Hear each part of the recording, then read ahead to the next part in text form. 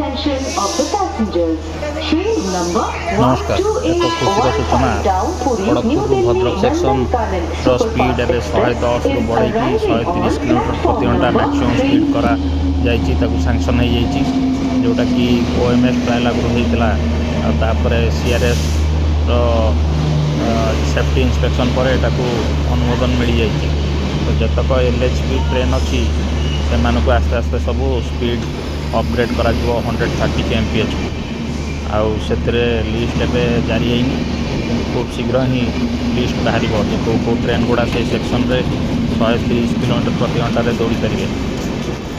आईटा देखु यहाँ हूँ नंदनकानन एक्सप्रेस जोटा कि LHP कोच सहित पशिला बालेश्वर स्टेशन रे।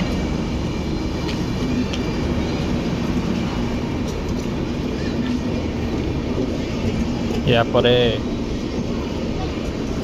भद्रक रु खोर्धा, खोर्धा रु पलासा, पलासा रु दुबाड़ा यही सेक्शन गुड़ा बाकी अच्छी 130 हवा। धन्यवाद।